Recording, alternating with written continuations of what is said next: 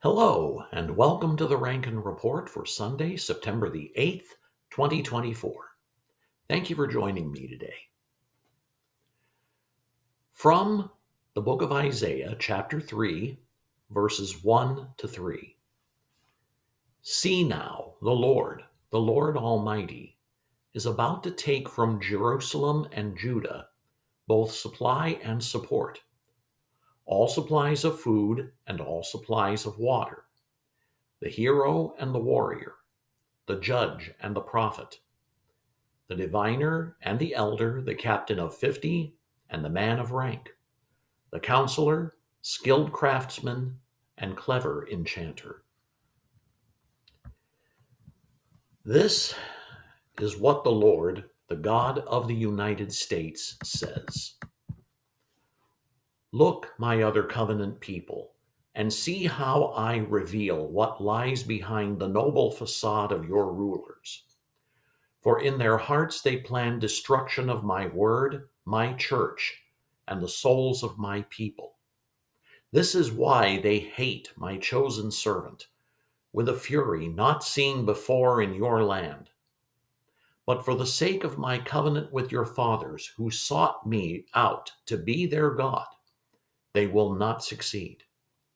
And all will see my hand at work to return the United States to my covenant with me. As all see this, those leaders who will not repent and seek my forgiveness with their whole heart, I will drive from the land, and they will not return. And in the nations where they spend their last days, they will be looked upon as failures by their masters, and trusted with earthly power no more. Trust not my people in outward appearance, in people who look presidential, congressional, senatorial, or judicial. For I inspired your fathers to make common people who serve me the rulers of the land. I will return you to those days, and you will trust only me. The first step in returning the United States to its covenant with the Lord has already been taken in a healing summit that took place August 30th at Oasis Church in Middletown, Ohio. In that meeting, God released a new flood of healing power, igniting and reigniting healing ministries and other signs and wonders. Additionally, Pastor Tim Sheets had a word of knowledge that in doing this, God was lifting the curse on the United States.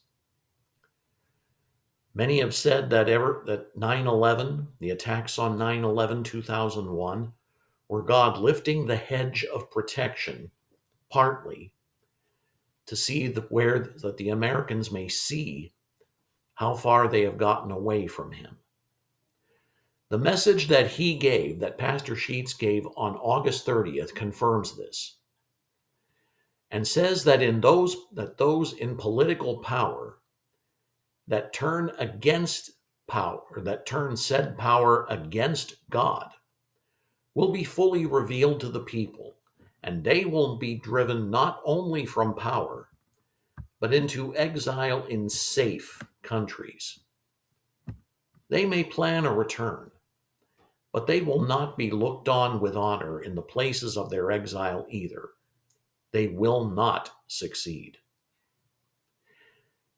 Keep in mind, and before I continue, one moment.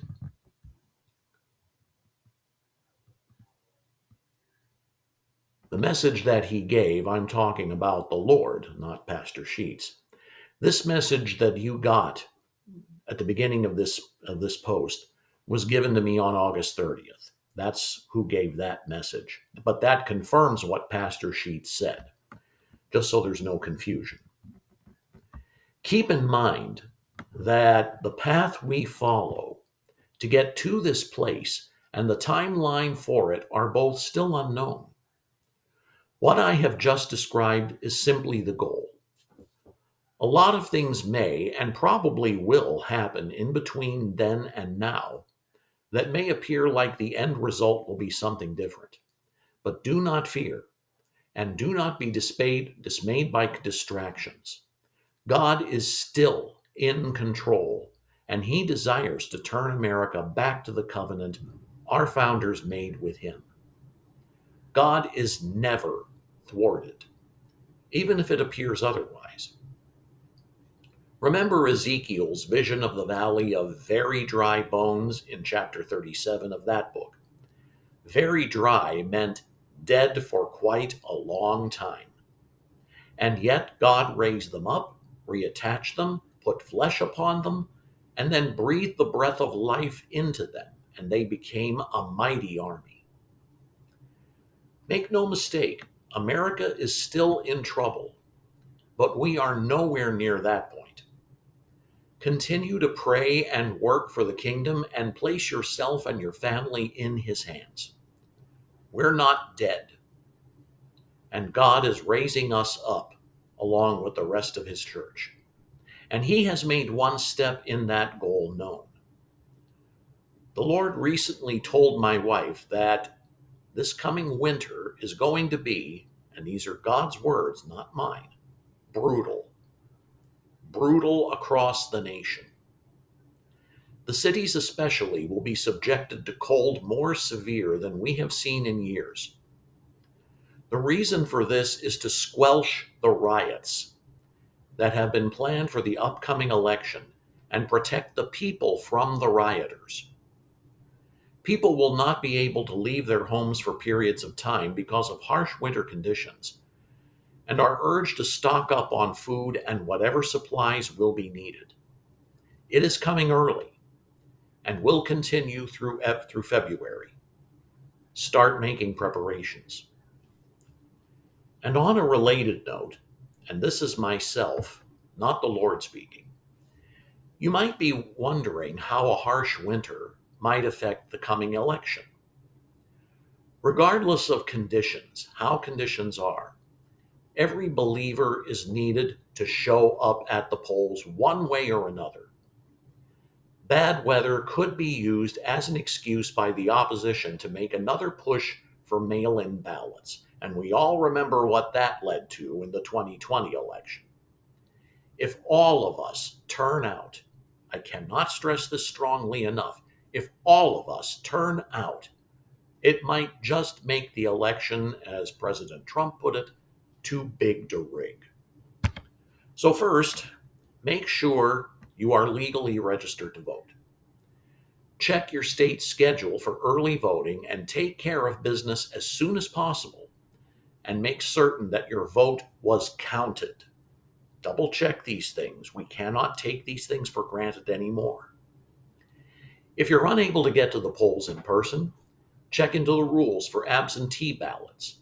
Absentee ballots have to be signed by you, and for which your identity can be verified.